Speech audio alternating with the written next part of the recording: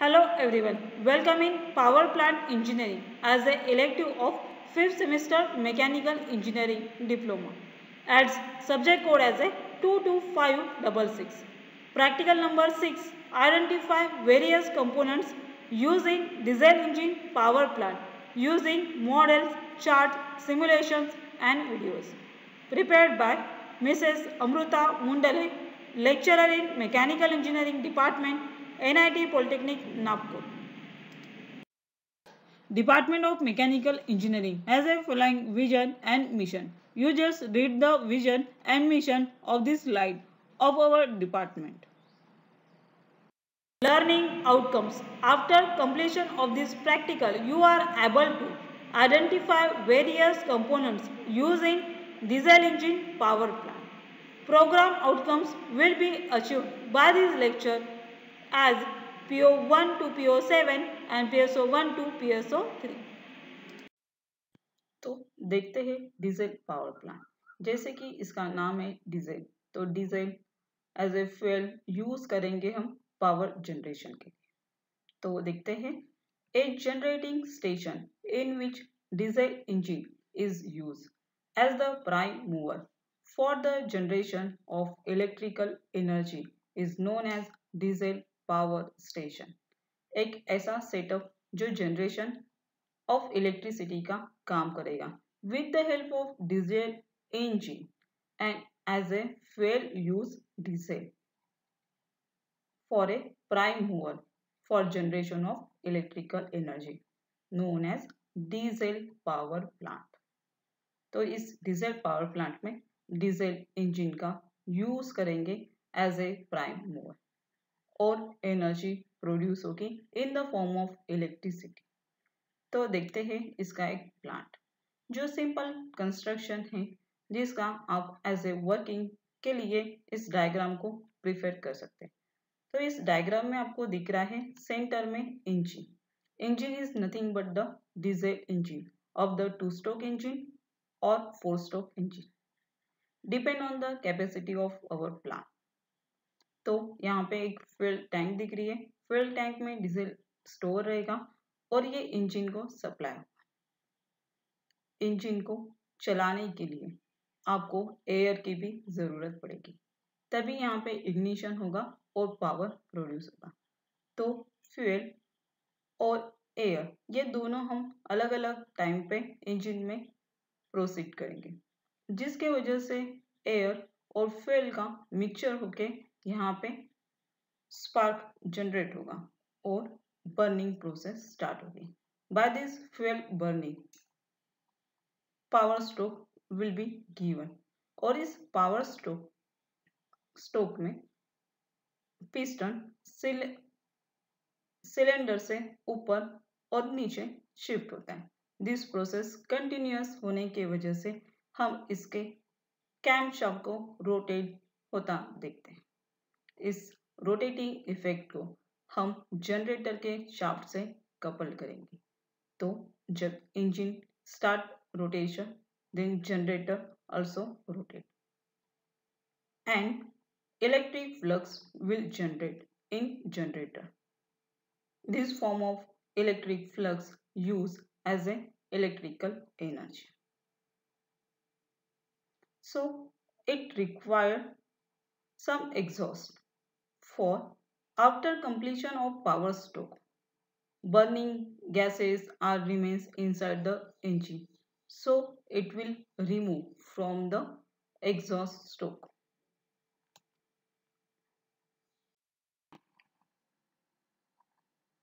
Now discuss about layouts of diesel power plant as that we see this diagram। तो इस diagram में दिख रहा है डीजल इंजन है, एयर फिल्टर से एयर आ रहा है, वैसे ही फ्यूल टैंक से फ्यूल भी आएगा, वैसे ही एयर फॉर स्टार्टिंग से एयर टैंक से कनेक्टेड होके कंप्रेसर से आपको स्टार्टिंग सिस्टम कनेक्ट रहेगा, वैसे ही लुब्रिकेशन टैंक रहेगा जो आपके इंजन के इनसाइड के मूविंग पार्ट्स को लुब्रिकेशन का काम करेगा। वैसे ही आपको यहाँ पे एक कूलिंग टावर दिख रहा है जो कि हीट जितनी इनसाइड इंजन में जनरेट हुई उसको रिलीज करने का काम करेगा बाय दिस सिस्टम।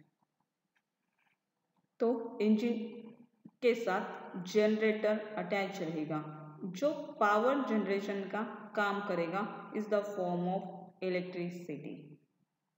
तो डीजल इंजन में फ्यूल बर्न होगा, फ्यूल बर्न होके पावर स्ट्रोक मिलेगा, इस पावर का यूज़ करके हम इलेक्ट्रिसिटी को कन्वर्ट करेंगे। बट जो फ्यूल्स इनसाइड बर्न हुए हैं उसका स्मोक फॉर्म हम साइलेंसर के थ्रू एग्जॉस्ट करेंगे, उसे हम एग्जॉस्ट सिस्टम बोलते हैं। तो ये डायग्राम जो काफ़ी कॉम्प्लिकेटेड तो लग रही है, बट एग्ज़ाम में आपको इसी डायग्राम को प्रिफर करना है for layout of diesel power plant. तो इस डायग्राम को हम थोड़ा इजी करते हैं मतलब इस डीजल इंजन को डीजल इंजन करेंगे और यहाँ से कनेक्टेड हर एक साइकिल को हम एक सिस्टम के फॉर्म में देखेंगे। तो सेपरेट डायग्राम्स और उसका एक्सप्लेनेशन। तो फर्स्ट है हमारा diesel engine.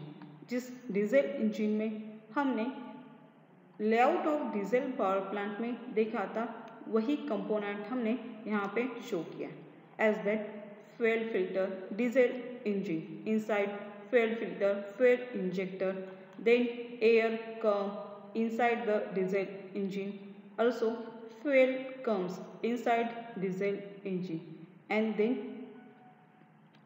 produce power by burning of fuels with the help of air, and this power is converted to electricity with the help of generator. Also in diesel engine there is a silencer. Silencer is nothing but the exhaust system. This diesel engine also connected with lubrication oil tank to produce lubrication to all moving parts. तो इस तरह से diesel engine में काफ़ी systems connected होते हैं।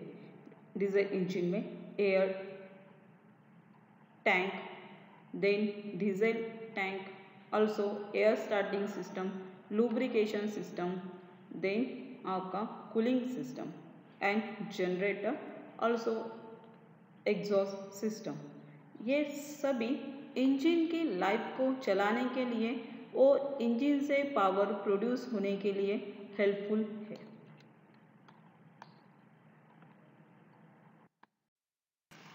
Next देखते हैं हम लोग इंजन फ्यूल सप्लाई सिस्टम। तो हमें डीजल इंजन को फ्यूल का सप्लाई करना है, तो फ्यूल का सप्लाई करने के लिए हम फ्यूल को फ्यूल स्टोरेज टैंक में स्टोर करेंगे। अब यहाँ पे जो स्टोरेज रहेगा ये रोड और रेल से फ्यूल आएगा लाइक डीजल, जो हम यहाँ पे स्टोरेज करेंगे it is a central storage. यही फ्लो हमारा जाएगा फिल्टर के थ्रू और पंप के थ्रू डे टैंक में।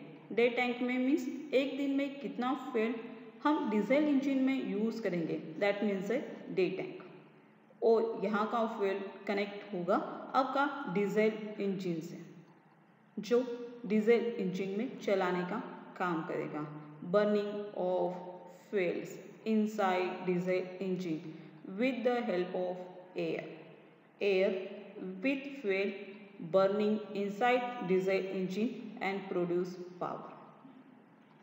जब डे टैंक का फ्लो ओवरफ्लो होगा तो ये flow return to fuel storage tank central tank में आएगा, that is a simple connected to fuel tank to engine. Next देखते हैं हम लोग engine air intake system. Engine में एयर की ज़रूरत है, विदाउट एयर आप इंजन को नहीं चला सकते। तो जैसे कि हमने डीजल इंजन के बारे में देखा कि डीजल इंजन में फर्स्ट कंप्रेस एयर इन होगी, देन फ्यूल इन होगा और दोनों का कॉम्बिनेशन होके पावर स्ट्रोक मिलेगा। तो एयर आने के लिए आपको कंप्रेसर और एटमॉस्फेरिक एयर लेनी है और वो फिल्टराइज होके इंजन के अंदर इंसर्ट करना है। जब कोल्ड वेदर रहेगा तो आपको अलग से एयर स्टार्टिंग सिस्टम बनाना है जो एयर कंप्रेसर से एयर टैंक में स्टोर रहेगा, तो कोल्ड वेदर में आपका इंजन इजीली स्टार्ट हो सकेगा। Now see this diagram. Next is a engine exhaust system. Engine exhaust system is one of the important system in diesel engine.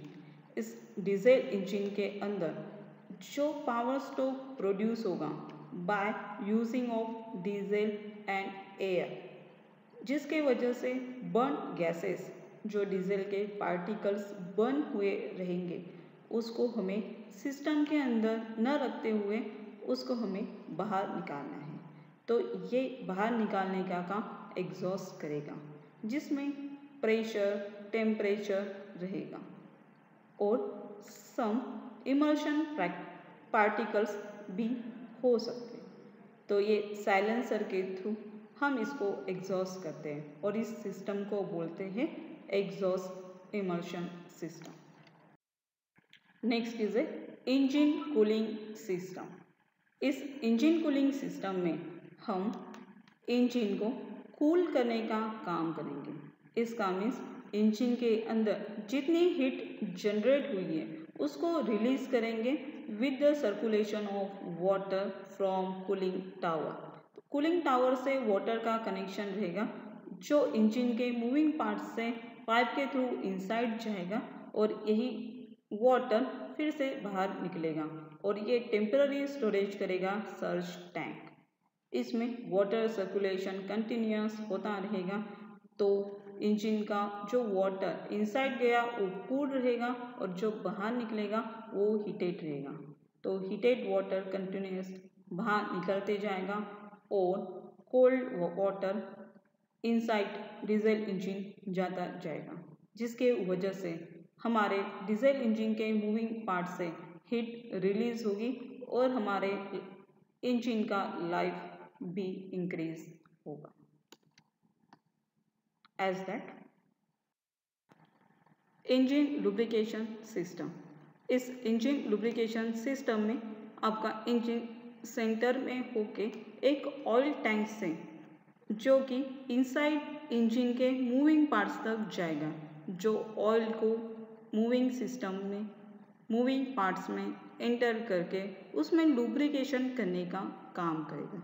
इस lubrication oil के वजह से मूविंग पार्ट में friction reduce होगा और friction reduce होके आपके इंजन का लाइफ इंक्रीज होगा। तो जैसे ही ये ऑयल सिस्टम में एंटर होगा तो इस डीजल इंजन के अंदर हीट जनरेट होगी इनसाइड मूविंग पार्ट्स। इस ऑयल के थ्रू ये हीट भी सिस्टम से बाहर निकलेगी, जिसको हमें कूल करने का काम रिक्वायर्ड होगा। नहीं तो यही ऑयल बार बार रिसर्कुलेट हो गए, इसका ही टेम्परेचर इंक्रीज होगा जो हमारे सिस्टम में हार्मफुल हो सकता है। तो इस ऑयल पंप से जो ऑयल फ्लो होगा इसको हम वाटर के थ्रू कूल करने का काम करेंगे। तो ऑयल के सिस्टम के साथ वाटर का इनटेक भी अटैच रहेगा। तो लुब्रिकेशन ऑयल एंड वाटर ये दोनों आपस में यूज़ होंगे और सिस्टम को या सिस्टम की हीट रिलीज करेंगे। तो यहाँ से इनटेक जाएगा वाटर का ऑयल से या फिर सिस्टम के अंदर मूविंग पार्ट से with the help of pipes. और इसके पहले का जो सिस्टम हमने देखा कूलिंग सिस्टम, जहाँ से यहाँ पे ऑयल रिटर्न बाहर निकलेगा और वाटर जो हीटेड फॉर्म में सिस्टम के अंदर था उसे हम बाहर निकाल के फिर से रिसर्कुलेट करेंगे with the help of cooling towers. देखिए इस डायग्राम को। अब हम देखते हैं इंजन स्टार्टिंग सिस्टम। तो जैसे कि एक हमारे व्हीकल में कॉमन प्रॉब्लम होता है कि विंटर में कोल्ड वेदर में मोपेड व्हीकल इजीली स्टार्ट नहीं होती, तो हमें उसे बार बार किक करना पड़ता है। तो इंजन स्टार्टिंग सिस्टम का मेन फंक्शन है, the function of starting system is to start the engine from standstill और cold condition by supplying compressed air. तो कॉम्प्रेस एयर का सर्कुलेशन करके हम इंजन को ऐसे कोल्ड वेदर में या लॉन्ग टाइम न यूज़ किए हुए इंजन सिस्टम को हम स्टार्ट कर सकते हैं। तो for starting diesel engine initial rotation of the engine shaft is required. तो स्टार्टिंग सिस्टम के लिए इंजन का इनिशियल रोटेशन स्टार्ट होना रिक्वायर्ड। नेक्स्ट इज AC और DC जनरेटर। जैसे कि हमें पता है जनरेटर मैकेनिकल एनर्जी को इलेक्ट्रिकल एनर्जी में कन्वर्ट करता है by means of a primary और secondary winding inside generator and electric flux will be generated and electricity use from this modification. तो इस AC और DC जनरेटर में सिंगल फेज, 3 फेज और DC जनरेटर, ये 3 टाइप के जनरेटर हम commonly diesel engine power plant में use करते हैं। Practical outcome achieved by this practical as identify various components used in diesel engine power plant. Program outcome achieved by this practical as PO1, PO5, PO6 and PO7 is mapped. Thank you. Happy learning. Stay online.